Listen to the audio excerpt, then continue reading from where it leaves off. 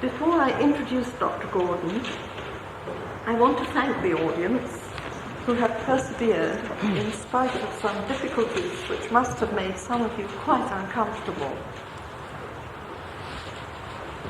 In particular, I'm very sorry that it's taken me 5 lectures to realise how horribly patchy the acoustic in this room is. Anyway, I'm told that the microphone's been turned up tonight, and I hope you'll use this bit to let me know whether you can hear me, and then we'll know that you can hear Rosemary.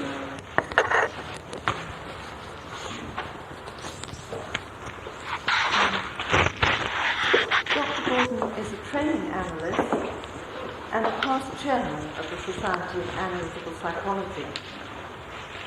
She's now editor of the journal. Her PhD in psychology was awarded by the University of London.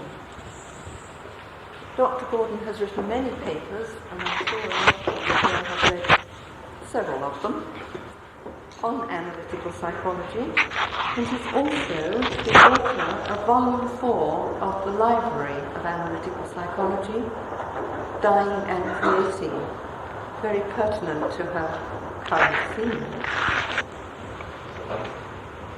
I'd like to tell you also that she's a member of a group of analytical psychologists and psychoanalysts who meet regularly and who discuss the differences and similarities and problems and solutions of the different techniques and attitudes in the two schools. So, here's Dr. Gordon. Does anybody want to move or adjust this? Do you want to stand? I think it's probably. In that case, I'd do that. You will let us know if you can't hear me, or if I'm too loud. I'm trying to speak softly, so the microphone does its job. But if I don't do it well enough, could you let me know? Just raise your hand and I know something is wrong. Well, my theme tonight is No Death, No Change. This is the title of this lecture. And this title was really wrenched out of me by Richard Cavallo, who has organized this series of lectures. I had been rather slow in giving him my title, but one day I found myself confronted by him, and he insisted that I produce a title then and there. So the title emerged out of me as from nowhere. Once it was there, I had to engage with it consciously and think and work and do battle with it. Obviously, some ideas had been prepared for it inside me, sort of off stage. Basic to the title and to what I want to say in this lecture is the thesis that the existence of death is the very precondition for the possibility of the evolution of all species. It is also the precondition for the possible evolution and the possible individuation of the individual person. I will have more to say about the latter later on. Clearly, there could be no change and no evolution of either species or family or individual creature if the species were deathless, if there was no death, if it were to live forever. There's a delightful Chinese story which makes this point very clear and very simply, and some of you may have heard it already. A young emperor was wandering around his gardens, accompanied by several members of his retinue. He delighted in all the beauty that met his eyes, the trees, the shrubs, the flowers, the birds, the buds, the timid deer, the colorful fishes in the pond. But suddenly, a shadow of sadness passed over his face. Gladness left him. He sighed. To think that one day I will die, and then I will lose all this. he murmured. Once one of his courtiers overheard this.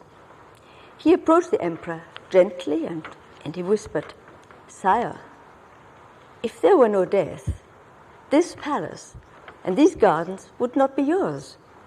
Your ancestors would still be here." Now, before I launch into more discussion, I want to start with an attempt to define first change and death. Certainly, the definition of change carries some ambiguities. The Oxford Dictionary defines change as making or becoming different. Now, Joe Redfern, in a lecture entitled "Can We Change?", asserts that, and I quote now, "One kind of change in which mankind is very interested is to do with feelings of creation, transformation, and redemption." Redfern refers here to really radical and powerful events, and so leads me to questions I've put to myself as I thought about this lecture. What do we mean by change? And how is it related to others, as it were, neighboring concepts? Concepts like growth, development, transitions, transformations, etc. It seems to me that change has a more dramatic, a more drastic connotation than growth and development. For instance, the fetus in utero grows and develops by regular and natural increments until the moment of birth, which is a dramatic change.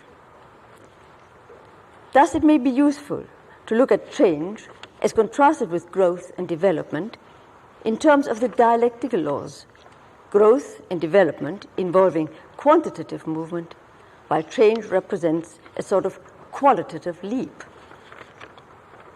To give you a clinical example, a man had come into analysis with me because he'd become impotent.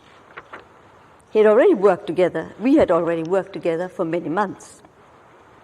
He was a colorless, quiet, and above all, a joyless and emotionally flat person.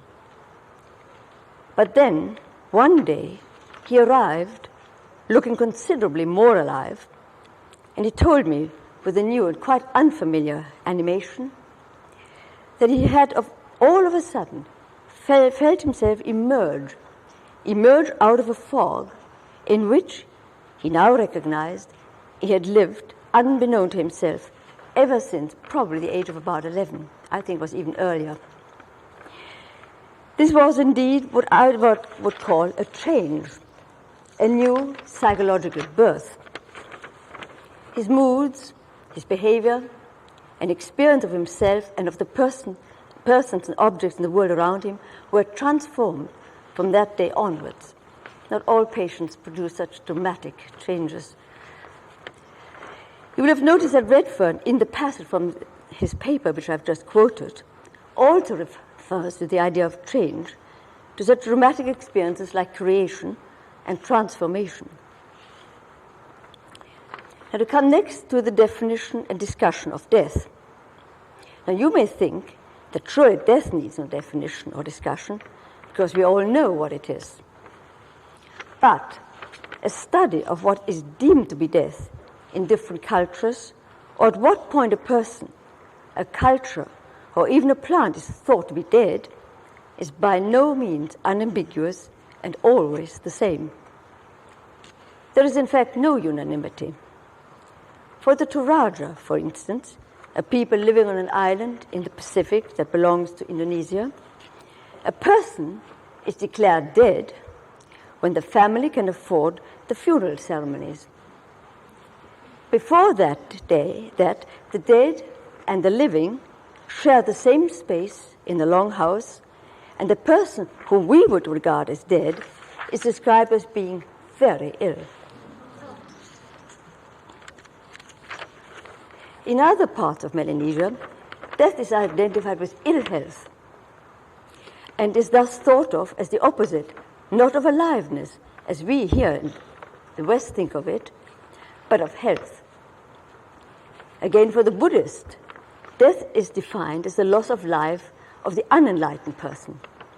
For him who has achieved enlightenment, there is no death, because for him, loss of aliveness is the attainment of nirvana. But even for us in the West nowadays, the point of death is no longer unequivocal. Is it when the heart ceases to beat? Or is it when the encephalogram reveals the end of all brain functioning? Or is it when a person is no longer able to recognize or to react to the world and the people around him, so that he has become, as we now tend to describe him, a living vegetable? Now, death is a state. It's the obverse of the state of aliveness, a state which involves the dissolution and corruption of the physical body. We don't really know what happens to the psyche when death has come about. But man has always been concerned, if not obsessed, with that question. And he has enshrined answers in his religions and mythologies. Dying, on the other hand, is a process. In other words, it's not a state, it's a process. It is a transition, a movement that changes an organism from the state of being alive to the state of being dead. In other words, there is no general agreement about the exact, or in other words, there is no general agreement about the exact point in the process of living, dying, and death at which a person can be said to be dead. Of course, death is the most certain event in the life of all living creatures. We may be able to relate, and modern medicine is hell-bent on doing just that. But however successful this attempt, often at the expense of losing all sense of what is the essence of being meaningfully alive, yet in the end, however much postponed, there will be death. None of us can escape it. And as my title implies, none of us should even want to escape it. In fact, literature and myths and legends tell us many stories in which a person, through some magical means, achieves immortality and so eludes death. The Flying Dutchman, the Ancient Mariner, the Wandering Jew, etc. But achievement of immortality in all these stories turns into a sort of Pyrrhic victory. And in the end, they are, and they feel themselves to be, cursed. However, I'm above all more concerned, primarily interested, in not in actual death, but in the symbolic meaning of death and in the way the death experience interacts with and dominates many of our psychological processes. Elsewhere, I have defined the death experience as that psychological state in which one's individual boundaries seem to have ceased to exist, and differentiation, separateness, and the tension of opposites appear to have been eliminated. But the experience of death involves also, as is shown so clearly in the story of the Chinese emperor, the experience of loss and separation. Poets, and also ordinary people, know this and reveal it in language. To part is to die a little, is a common saying, at least in France. Yes, there is the big death, but there are also very many little deaths throughout our whole life. Weaning, going to school, leaving home, changing houses and homes, changing colleagues, changing partners. All these are little deaths, some more little than others. However, inasmuch as being born or giving birth is also a parting, a loss, a dramatic change, so birth is also a death. And since the experience of loss and of separation accompany both birth and death, it is not surprising that they're often thought of as somehow belonging together. Thus, at many periods in history, in many different parts of the world, and in many different cultures, birth and death have been identified with each other. Such identification of birth and death is shown by the frequent similarity of the birth and death rituals. For instance, in many places, the dead person is buried in the fetal position, or there are customs both for receiving the new baby or the new corpse, which may involve bathing, the unction with oil, and the giving of a new name. Among some African people, the equivalence of birth and death rests on the assumption that the other world is a mirror image of this world. The Ashanti, a tribe in Ghana, express this clearly when they say, every time an earth mother smiles at the birth of a child, a spirit mother mourns the loss of a child. Now it occurred to me that the notion that what one world gains, the other world loses, is not all that strange or alien even to us here. There is, for instance, the saying that those whom God loves, die young. And there's also Jung's report of a conversation of a little 3-year-old girl called Anna. It's a conversation Anna had with her grandmother. Granny, she asked, why are your eyes so dim?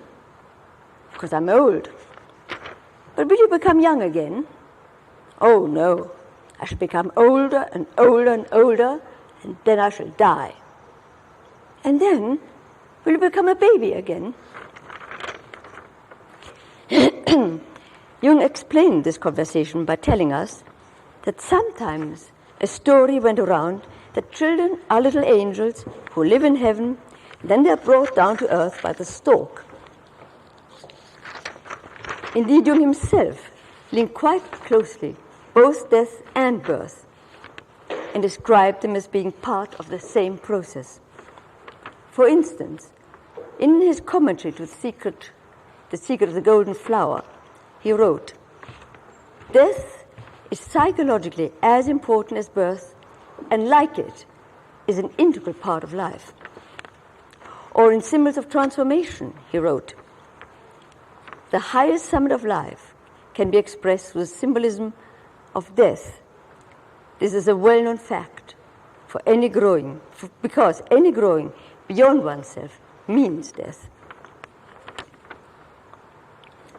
There's another passage in Symbols of Transformation where he writes about the psychological relationship of man to death, and which reveals, to me at least, astonishing affinity between Jung and Melanie Klein. I think it's worth quoting this lengthy passage. He writes, in the morning of life, the son tears himself loose from the mother, from the domestic hearth, to rise through battle to his destined heights. Always he imagines his worst enemy in front of him. Yet he carries the enemy within himself, a deadly longing for the abyss, the longing to drown in his own source, to be sucked down to the realm of the mothers. His life is a constant struggle against extinction, a violent yet floating deliverance from ever-lurking night. This death is no external enemy. It is his own inner longing for the stillness and profound peace of all-knowing non-existence, for all-seeing sleep in the ocean of coming to be and passing away. You've probably noticed the similarity there between Klein and Jung, who see the death wish, as it were, as being inside us and not just an enemy outside us. So it's certainly true that birth brings with it separation and separateness, but it also carries with it a future death.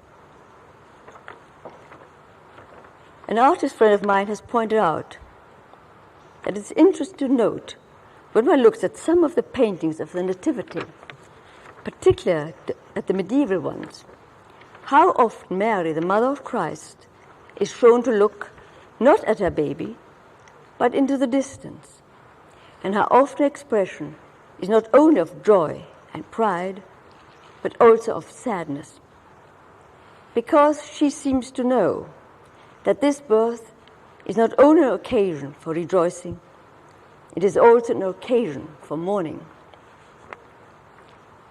Perhaps the story of the Nativity is, quite apart from everything else, a metaphor, a reminder that birth brings with it also pain and hurt and death. To quote Jung once more, he writes that if a man is to live, he must fight and sacrifice his longing for the past in order to rise to his own heights.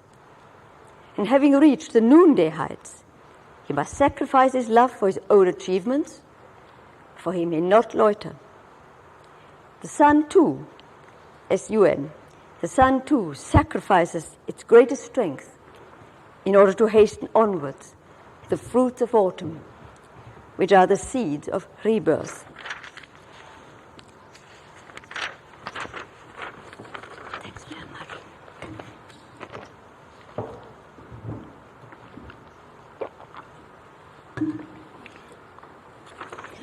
Although there is this significant overlap between Jung and Klein when they think and write about death, yet Jung has added a further dimension when he came to recognize and to explore the ubiquity and the importance of the motif of rebirth. It is this ubiquity and importance of the rebirth theme that made him feel justified in suggesting that it is indeed one of the most basic and powerful of all the archetypal complexes. Certainly, the discussion between little Anna and her grandmother supports his thesis. The concept of the rebirth theme and the way it functions in and through the various psychological processes gives the Jung's theories their quite particular quality and flavor. Thus, though close to some Kleinian concepts, the rebirth theme produces considerable differences and considerable differences and specialness to the clinical and therapeutic work with analytical psychologists. Awareness at birth, I don't know what time it is. Can't read it anyhow. Awareness that birth and death are interdependent and that neither can exist without the other is revealed in the many stories of the origin of death told and retold by many African peoples. Some of these stories are quite cogent and logical, like the one from the newer people on the East Coast, who tell that God asked men if they wanted to live forever or die. They replied, as the men replied, that the earth was growing full of people, so it would be better if some would die to make room for those who were to come. Others of these stories show that the need to create and to procreate is ultimately stronger than the fear of death, a preference that is frequently attributed particularly to women.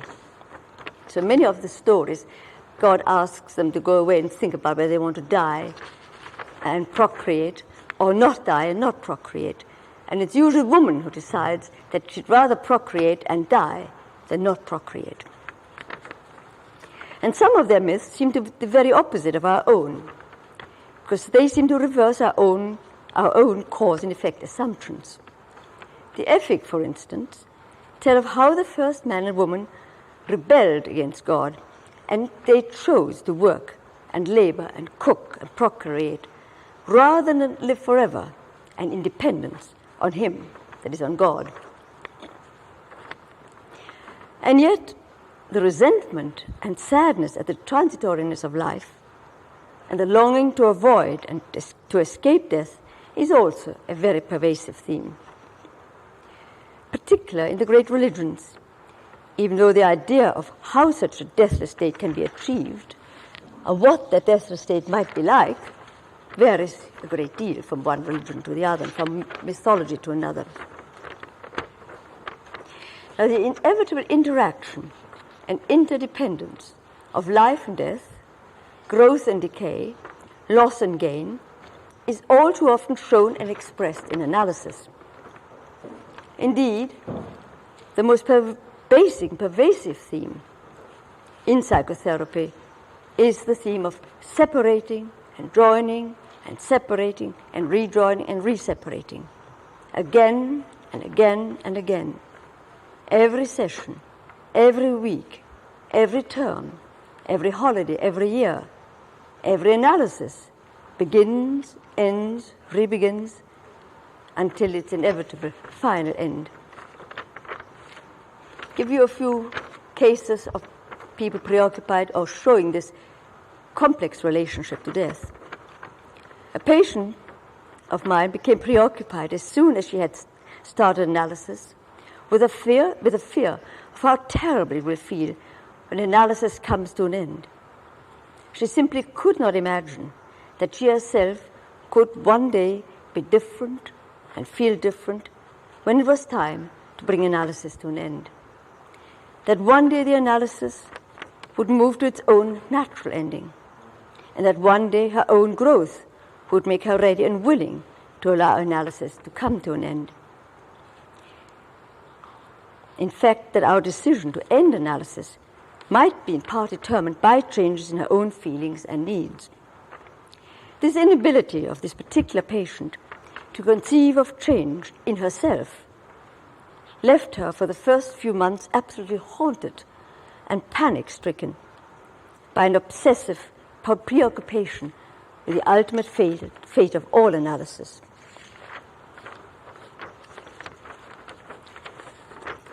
The powerfulness of the nostalgic backward look at a time when there was as yet less differentiation and more physical closeness can preoccupy and be experienced by either the mother or the baby or both.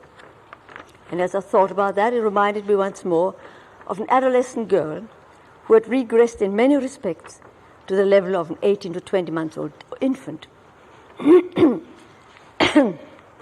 Her mother, in her very first interview with me, told me, quite innocently, that she would rather have her daughter suffer from a physical illness, which would keep her in bed and at home, than have her go off to school every morning. And here was a startling example of a mother refusing to separate from and to allow separateness to her daughter.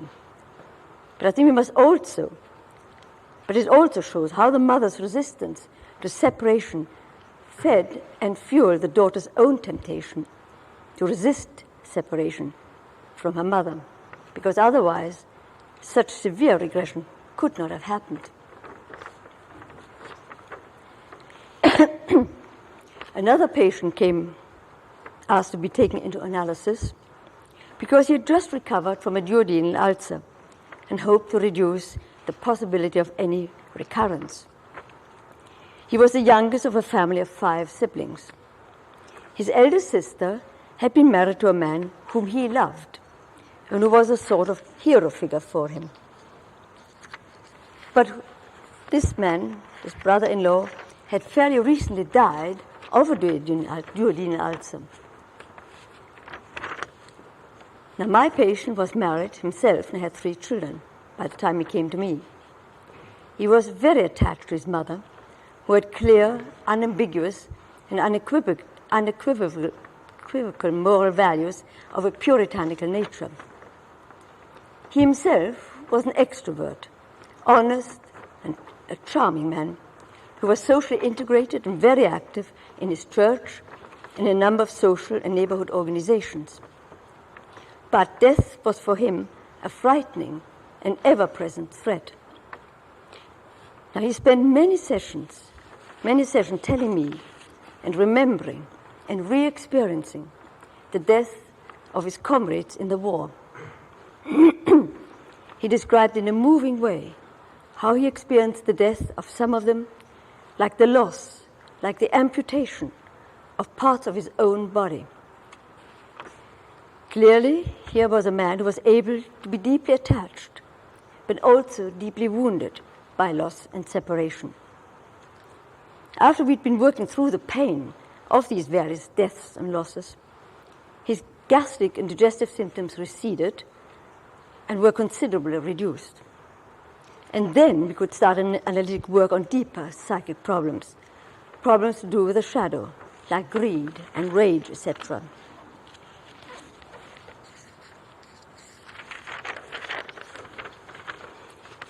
Another patient quite consciously thought of death as his arch enemy.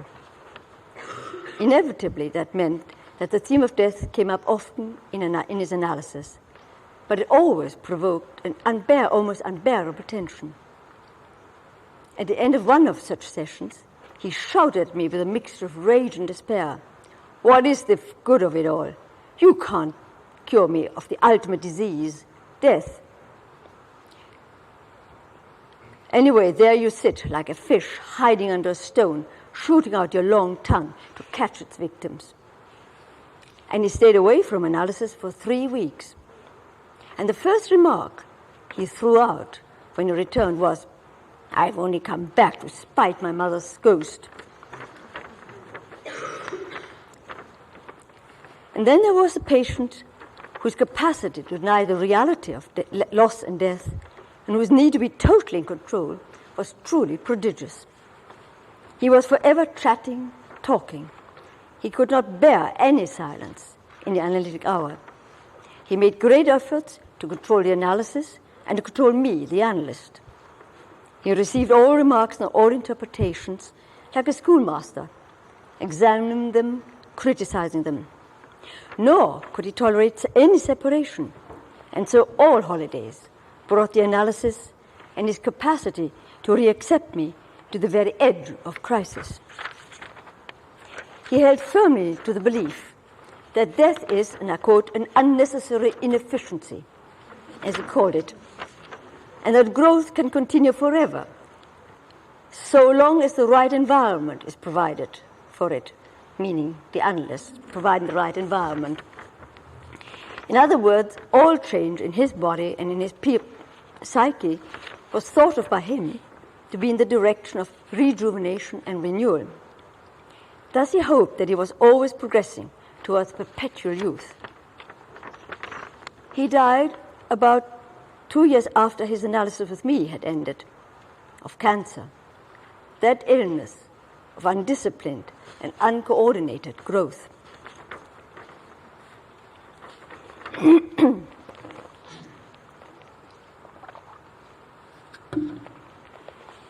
The longing for change and the fear and resistance to change is really, as I've already suggested, one of the most central themes of all analysis. When patients first decide to come to analysis, they hope and consciously wish for change. Some seem to kind of want to strip off their actual personal identity, as it were, as if it were a suit or a dress. And they imagine at the end of analysis, they will walk out with a brand new one, personality. In other words, consciously, they want a really big change. But once the process of analysis has begun, they struggle and fight against any modification, any disturbance of their habitual ways of being and feeling and behaving.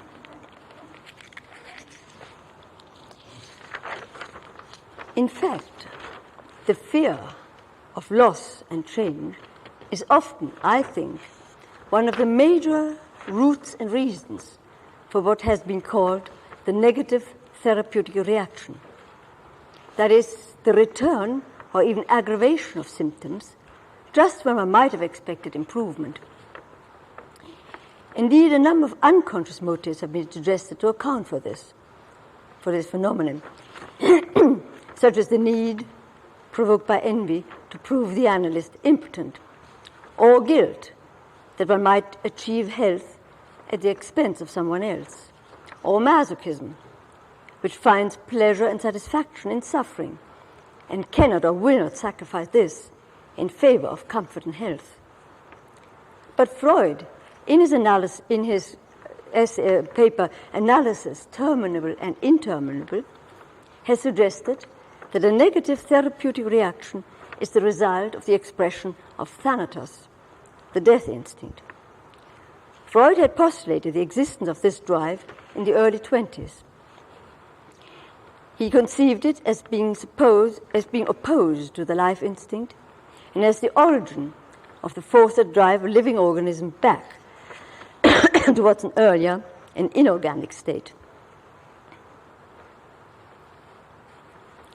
As a matter of fact, the concept of the death instinct was first advanced by Sabina Spielrein in a paper that is included in the French edition of the letters between Spielrein, Jung and Freud, which Aldo Cartenuto has published in English under the title Secret Symmetry.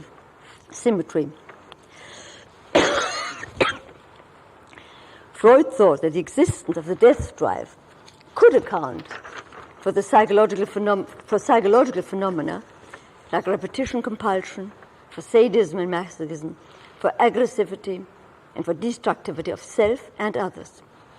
Jung did not himself propose the existence of a death instinct, but he wrote in two essays that, and I quote, "What Freud probably means is the essential fact that every process is a phenomenon of energy, and all energy can only proceed from the tension of opposites.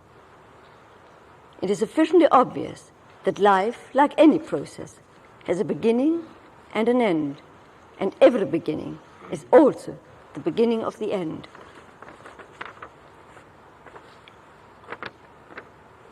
In the case of the negative therapeutic reaction, there is, I think, a resistance to change, a clinging to what has been familiar, a sort of the devil you know is better than the devil you don't.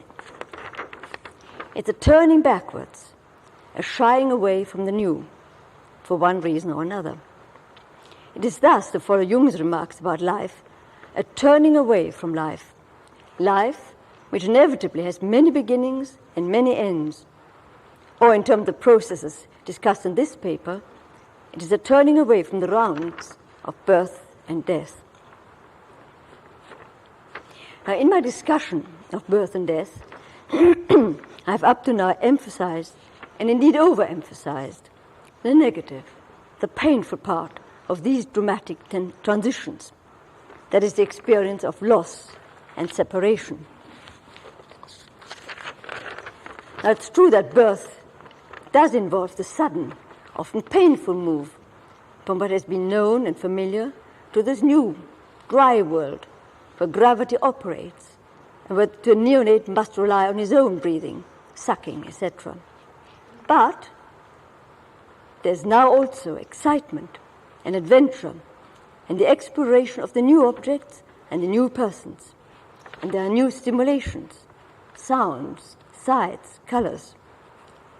Perhaps those who resist and fear change are probably people who undervalue these positive features of change. They cannot enjoy them, cannot play. They only see the dark side of change.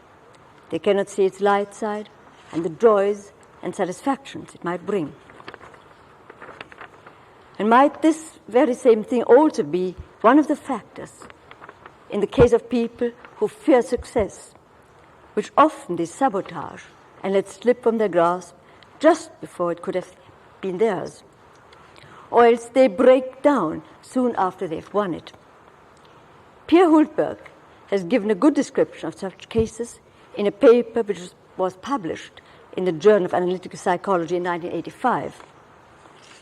And working with students who suffered from examinitis, that's the crippling anxiety about examinations, there we uncovered fantasies in which they find themselves in a dark tunnel, which is unpleasant enough. But if they went through it to the other side, they found themselves in a strange place, in which they could not even recognize themselves, where they were strangers to themselves.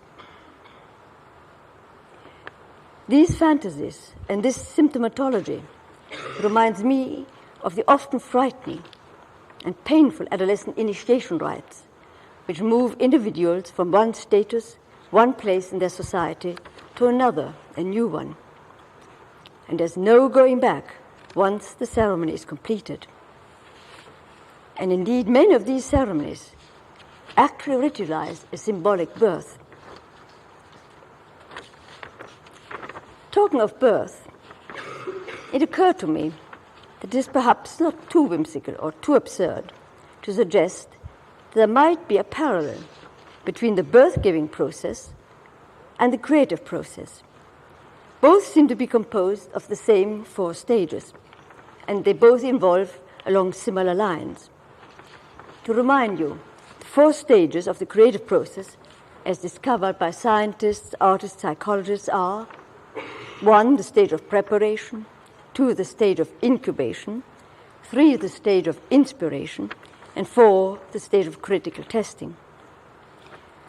Consequently, any creative process involves the collaboration of opposing functions and attitudes. This means that a person who wants to create, to be creative, must be able to tolerate and be available to freely moving oscillations in periods of control and surrender and periods of active doing as against passive acceptance. I see a parallel between creating and birthing in that I feel that coitus and fertilization could be taken as being analogous to the stage of preparation. Pregnancy and the development of the intrauterine organism is equivalent to the stage of incubation, as the very choice of the name implies. The actual birth-giving is surely most similar to the experience of inspiration. Both of them are relatively sudden and have a revolutionary rather than evolutionary character. And then finally comes the long process of caring, nurturing, guiding, forming, and educating the newly born person, which, like the stage of verification and critical testing, demands concern, patience, skill, and consciousness. Now, I said at the beginning of this talk that I would come back to the concept of individuation and its relationship and relevance to the existence of birth, death, and the capacity of a person to expose himself to the death experience and to change.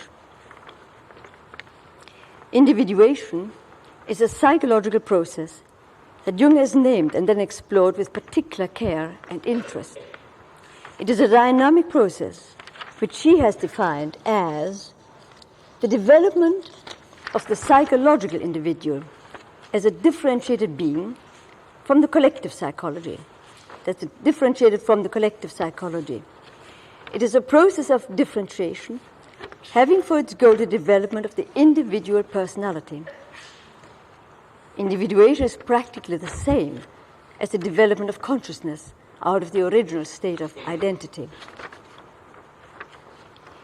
The process of individuation thus involves a readiness for ever greater consciousness and an ever clearer recognition of one's own nature, warts and all, and an even greater understanding of who one is and what one is like. Now, individuation is a goal that can never be reached. That is to say, there is no state that one could call the individuated state, and there is no individuated person. There is only a process of individuation, and anybody who is or wants to be engaged in that process must be available to both the birth and death experiences. That is to change with all its joys and excitements and fears and pains, and to its adventures and its disappointments. It involves a person in ever-questing psychic activity, which is the very antithesis of complacency, rigidity, cowardice, or defensive cynicism and philistinism. As a consequence, one's self-image becomes ever more realistic and is accompanied by a firmer recognition of one's separateness, of one's personal responsibility, and of the fact that though separate, one is also a member of larger and transpersonal groups. And there's also recognition and acceptance that there exist processes beyond one's conscious control or even understanding. In other words, individuation encompasses ego integration, but it goes beyond this, inasmuch as it involves an individual's relationship to his inner and most secret self and to processes that are mysterious and occur in the very depths of the psyche. This then drives men and women to search for the meaning of their own life, of life in general, of death, and of the universe. It also stimulates us to forge links with our own creative center, to explore it, and to develop further and further our capacity and our enjoyment to imagine, to symbolize, and to play.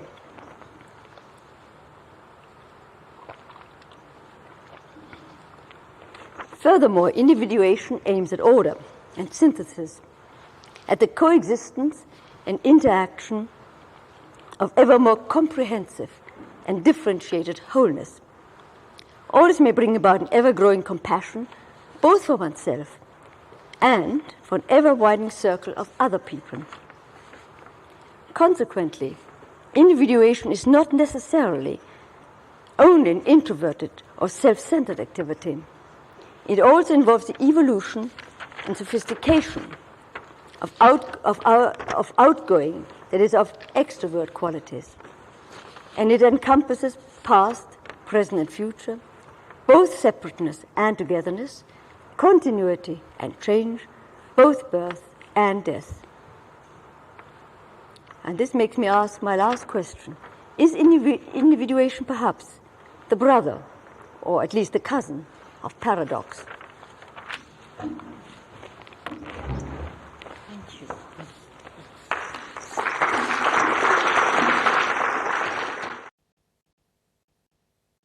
After a paper which brings us the image of the ever-widening circles, I'm sure there are plenty of questions and ideas that have arisen.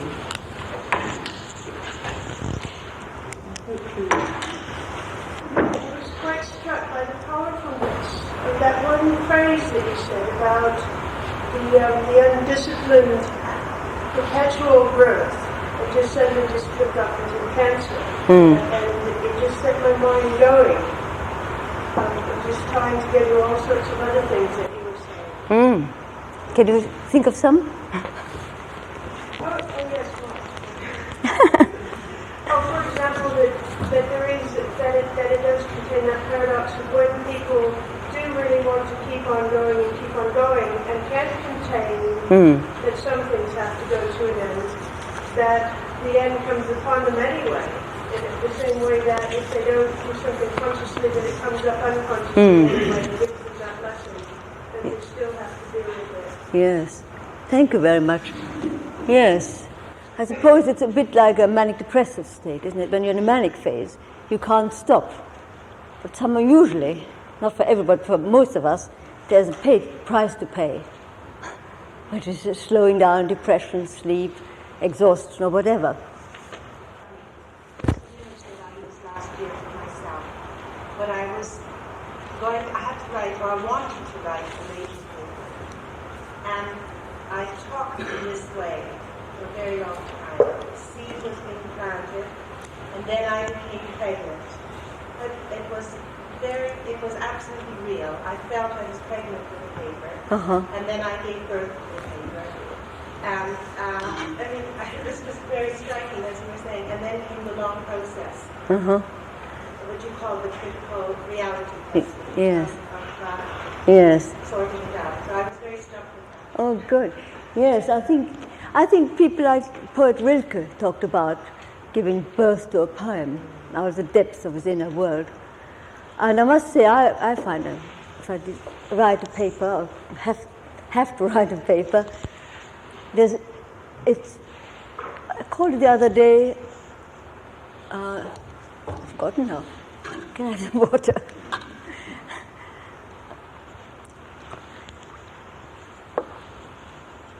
a painful pleasure.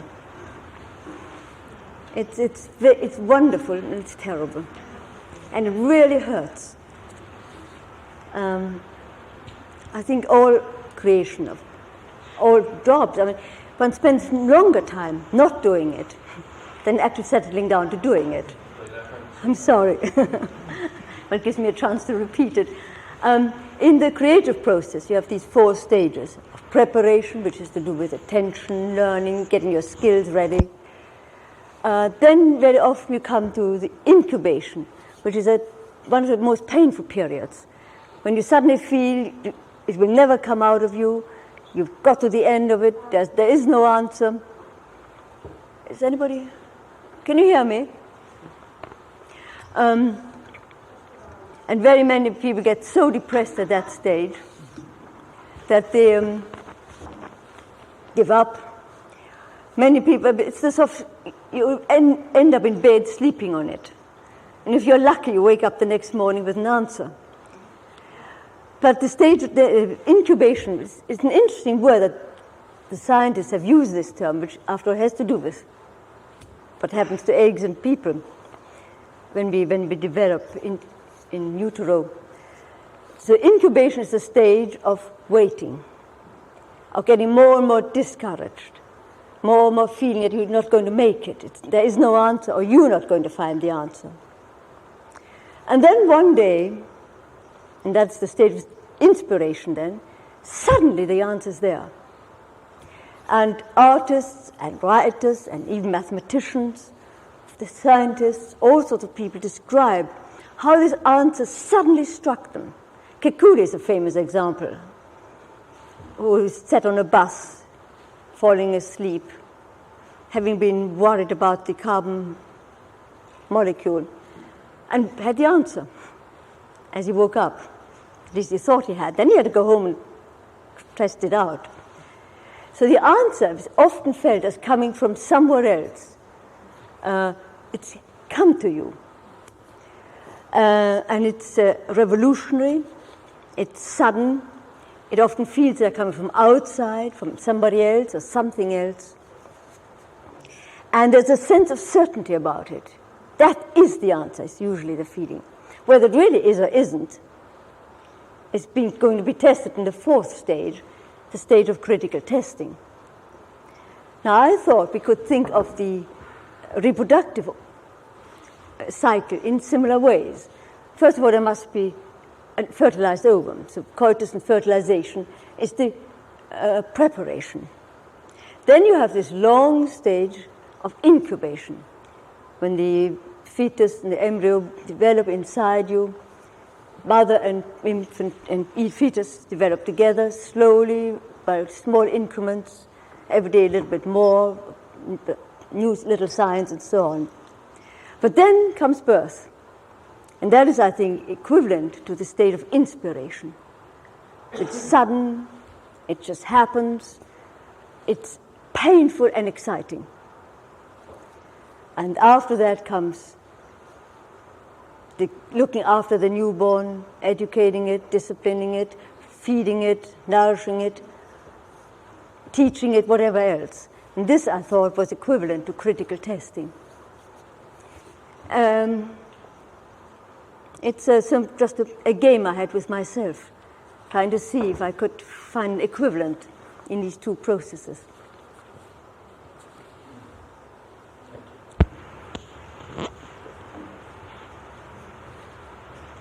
I'm not sure if I agree about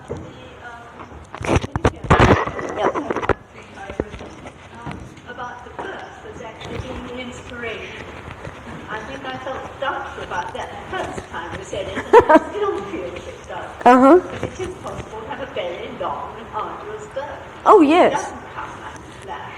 That seems to be much more the stage of equivalent to impregnation, really. Something coming from the outside into the womb. More like the start process. You mean by fertilization might be like inspiration? Yes. I think, the point is about the creative process as well as any other process. They're circular. And you have minor stages of preparation, incubation, inspiration, and so on. And then you go on to the next one. I suppose why I thought of birth as being like inspiration, because it is such a sudden change. Well, not if it takes 48 hours. It's not very sudden. No. So, well, no, it's the writing of a paper. I mean, creativity isn't that sudden. I mean, it's just something that sets it going. When you think of artists or writers, they may have a sudden idea what they want to do. They may have to have many more ideas for different parts of the picture. Each one may go through this whole cycle, right hand, left hand, which color, and so on. But I think there is a moment when you think, that's it. And then it may be that it for that particular corner, or maybe that for the particular picture. So it's a sort of circular process. But I think you're right in reminding me about the very painful labors. But I think labor is painful. Quite a lot of people who have nearly died and survived seem to be much more liberated and whole afterwards if they come to terms with that. I wonder whether that sort of experience gives individuation a sort of quick shove, moves things along quite a lot. And I wonder what it is that makes some people who've had a brush with death more frightened than they ever were before, and others move forward and grow so fast. Would you like to comment on that? I certainly have had the experience of people who brushed up with death, somehow losing the terror of death. And you can say that there's perhaps a process, or it can kick in individuation a step further, because there's now less, and it's less haunted then. There are often people who have been haunted by death and how it's going to happen. And when they have nearly experienced it, they may lose that sort of fear of the unknown. They still don't really know because they haven't yet quite died. They only were clinically dead for a few seconds. But they have already similar experiences in terms of what it is like, to judge by the descriptions people have given. Those who get more frightened, I haven't really had experience of those. But I suppose depends what happens during the near-death state. Because what seems to be, what people say now, is in this near-death state, there is no absence. And that the person who seems to be dead observes everything very closely and very carefully, and can tell one afterwards exactly what had been happening to their body and what people said around them. One just wonders whether the people who, after such an experience, are more afraid of death. That something went on while they were on the edge of death. Something unpleasant went on, either some unpleasant remark about them, or something unpleasant happened, or feeling a rejection or something. But I haven't come across that so much. I was thinking about the many people who have a heart attack and who are very frightened to venture out anymore. That's sort of rather more ordinary clinical experience of the neurosis that follow a serious illness sometimes, and longing to protect yourself and fight against death. Is it a fear of death, or is it a longing to stay alive?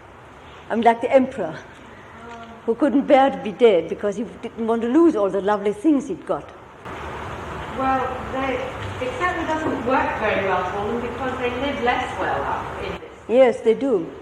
Well, I've just met a friend who had a heart attack 2 weeks ago. And she told me that she has had a long analysis. She's been always haunted by death. But since her heart attack, it's no longer bothers her. So that's only my personal experience at this particular juncture. She said to me, it's totally different from the horror of death that I used to experience. Yes, I worked with a colleague who was an analyst and who died, and who had what she called a rehearsal for death. Who had what? she called it a rehearsal for death. Uh-huh. She felt herself becoming very cold and very still and drifting away, and it lasted several hours. And it took away her fear of death. I saw her almost every day for the last part of her life. Definitely did. Do you think it has something to do also with the need to control? That people who have been in control, like this last patient I described, find the death experience more frightening because you don't have control then. It might be. Could we stand up? Because I can't see. But reflecting, people who've been diagnosed as having AIDS, quite having their very unspiritual, very ordinary lives, if they're put in a position where people have a sort of spiritual context, suddenly people are becoming completely transformed. Because not because they've had a near-death experience, but because something has happened that is now inevitable. They're able to actually use it in a very, very nourishing way. It seems to be a lot to do with how sophisticated people are who are working with them. It becomes a very negative, terrifying, oh my God, I'm going to die. We see it as a very, what we call an accelerated course. Yeah. Because they become, they can get tuned in something much more important. There was a program about that just now as I came here, drove here, about AIDS, and the AIDS patient was speaking when he was how it felt to be told by your doctor that you had AIDS, and again the major thought was really about how dependent you would become, how helpless, how you would be in the hands of other people, nurses, doctors, social workers, and so on. Strange enough, not all that much about the pain that one might have expected. It was more really, and this might have to do with the death experience, also how do you fit into your society? How does your society react to you? Are you, as it were, excluded from it, like the lepers used to be? Do you feel ashamed to have the illness that you've got? And that's, I think, where we have to be a bit careful when we look at a friend or somebody who has got, say, cancer, and tell him a lot about the psychosomatics of it, which could cripple our capacity to be compassionate.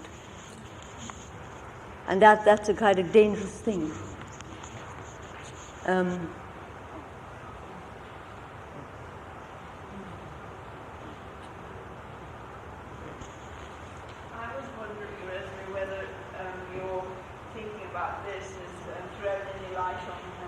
suicide, and people, adolescents particularly, whom I work with, who live in almost a state of longing for death as they see it. Yes. Well, in a way one could, I mean, again, a whole set of possibilities and reasons. I have to stand up.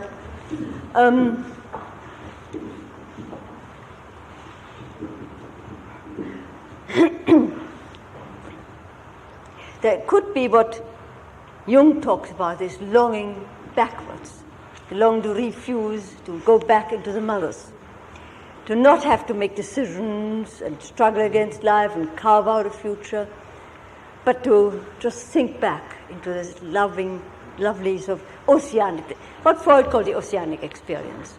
So there could be a wish to go back rather than forward, because forward means now a new world in which you have new responsibilities, new tasks, and of course all the things that happen during adolescence, the falling in love and the falling out and losing your partner or your best friend, all that becomes so painful, it's so intense, it's so passionate, and it seems so forever. But again, with other suicides, I think it has to do with the fear not of death but of dying. And they want to be in charge of their dying.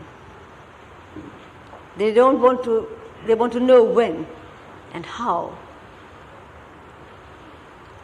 There could be fear of not achieving what you want to set out to achieve.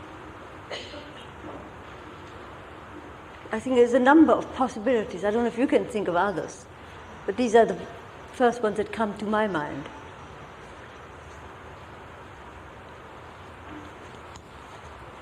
With some of the adolescents that I've worked with that feel that, when they're expressing it to me in their therapy, it's they can't imagine change. They can't imagine the future being any different. So death is a less painful choice of change. Yes. The devil you know is better than the devil you don't. And I think standing on the brink of life, all it's new. Also, I think adolescents very often have wonderful, idyllic and romantic ideas of what they will do. The heroes they want to be, or the great singers, or the great somethings. And somewhere lurking suspicion it's not going to happen. And might think it's better to die now while I have these marvelous feelings and ambitions and goals than to see them crumble. And certainly some patients have been not exactly suicide, but driven towards suicide by watching their parents becoming duller and less agile, less flexible, more rigid, less enthusiastic. You know, all the sort of things elderly people are supposed to be. And that might frighten them, considering their own particular goals and aspirations, and the terror that they might end up where their parents have got to. I've certainly had some of those.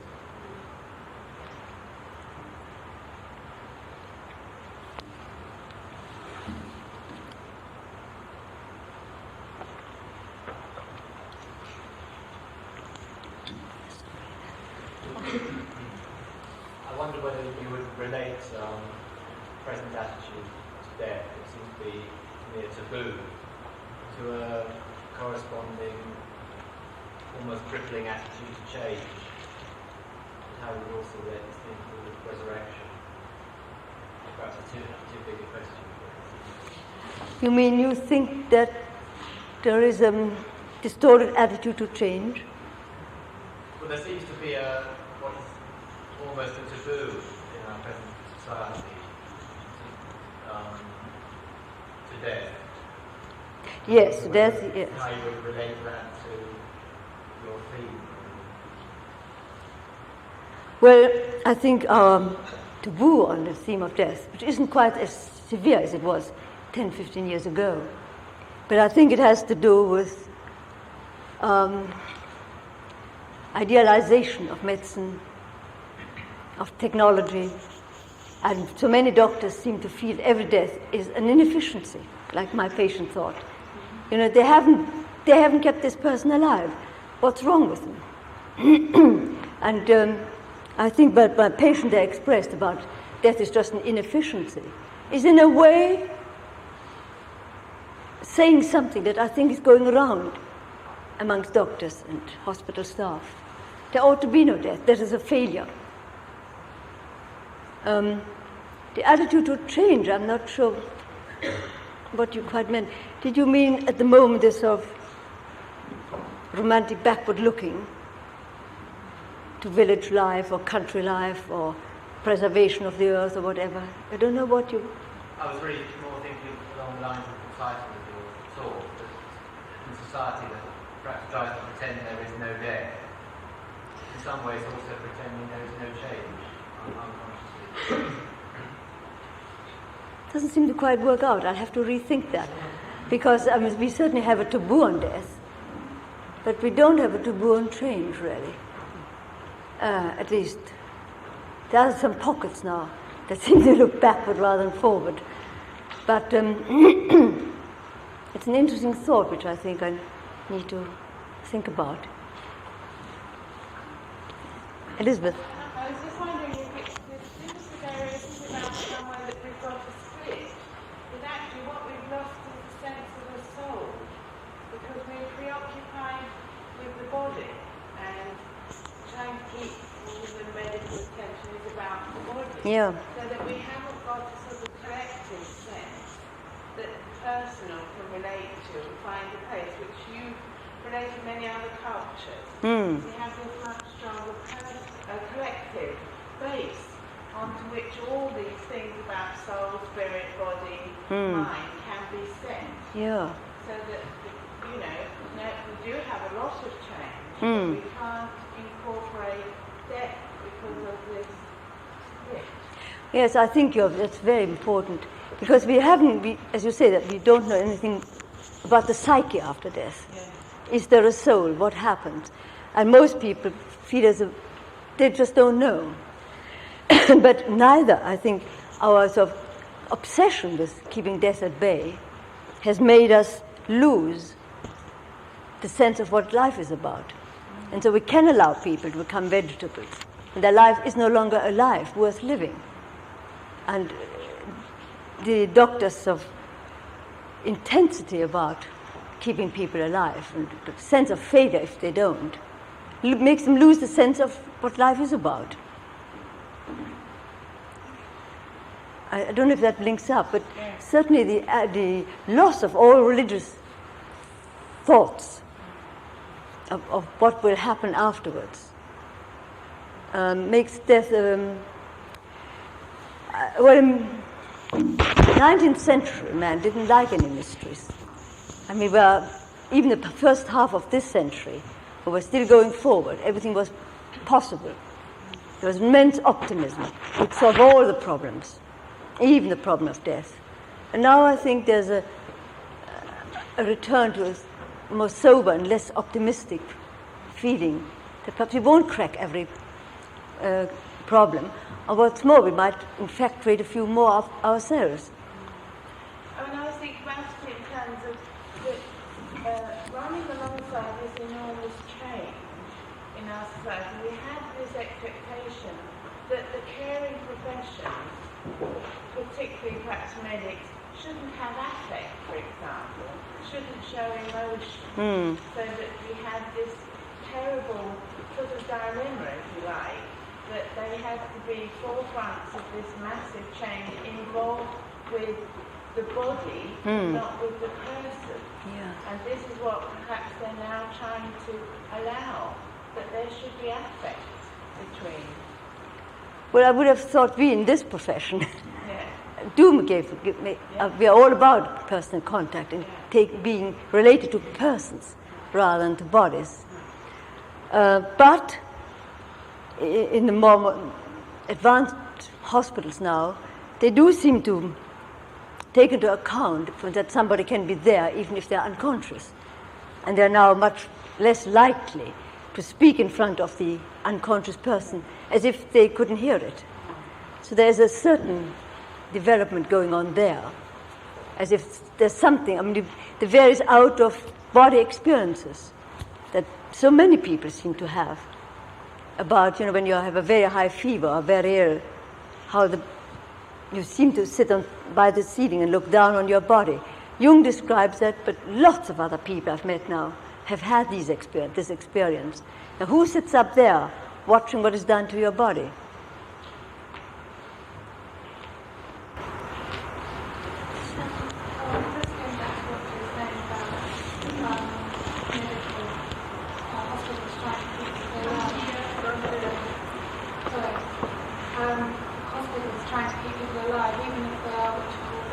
I wonder if perhaps this has happened, medical technology has been allowed to go on this far, partly because of the lack of a soulful living life, so that often if the person who has lived a rather one-sided life is in a terrible accident or is almost dead and is put on a life support machine or something, whether this perhaps is God's way, or should I say, our way of balancing life and giving the person, the body, the chance to rest during life, and the soul somehow, while still alive, to go on developing inside and preparing for death before the actual death. So the vegetable is not so much a vegetable and is perhaps derogative to say the person is perhaps doing real development before dying. Yes. Did you hear it all? Good.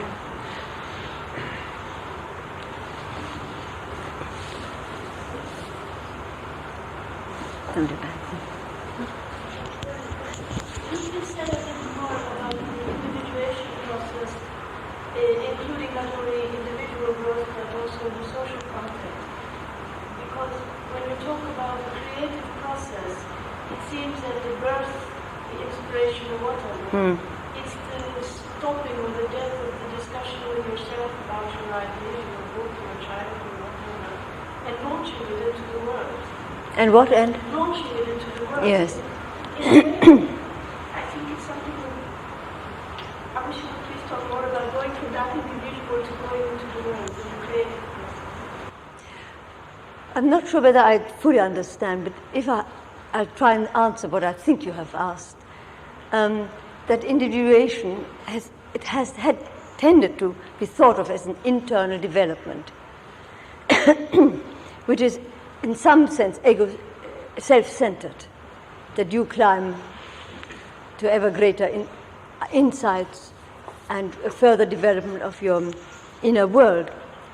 But I think true individuation also increases your sense of responsibility, your sense of being a separate person with responsibilities, but also, and that surely Jung was very much strong on that, the whole concept of Jung's self has to do with being related not only to me, or me to you, or me to all of you, but also me to animals, me to plants, me to the cosmos. So the feeling that you're not just a separate thing, doing your own thing to get individuated, is sidetracking. I mean, it's one-sided. The development, because as you develop yourself more, maybe, and with it develop perhaps a compassion. You know, when patients come, their shadow problems seem to haunt them. They've done those terrible things. And if, in the course of therapy, maybe a certain amount of letting go of this great guilt thing. Not saying I didn't do it, but it isn't all I've done. I've also done a few other good things.